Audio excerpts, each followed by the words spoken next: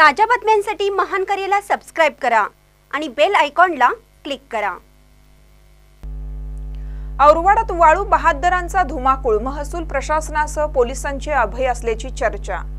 औरवाड तालुका शिरोळ येथे सांगली जिल्ह्यातील बेकायदेशीर वाळू विक्रीसाठी येत असून याला महसूल प्रशासनासह पोलिसांचे अभय असल्याची चर्चा आहे।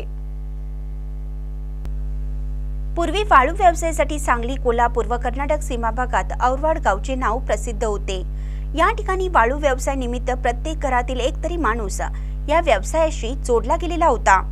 शासनाने 2013 नंतर वाळू उपसा करण्यास बंदी घातल्यानंतर या ठिकाणच्या वाळू व्यवसायाला घरघर लागली।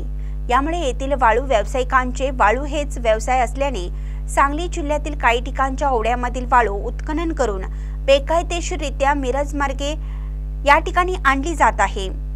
शिरोळ तहसीलदार, औरवाड तलाठी, नोडसेवाडी सर्कल यांच्यासह मिरज, शिरोळ व कुरुंदवाड पोलीस प्रशासनाचे काही अधिकारी यांचे हात बरबटलेले आहेत। सध्या येथील माळ भागामध्ये जाणाऱ्या रस्त्यालगत वाळू बहादरांचा बेकायदेशीर वाळू विक्री व्यवसाय सुरू असल्याचे चित्र महसूल व पोलिसांच्या डोळ्यात देखत सुरू आहे। महान करे न्यूजसाठी इजाज खान पठाण, कुरुंदवाड।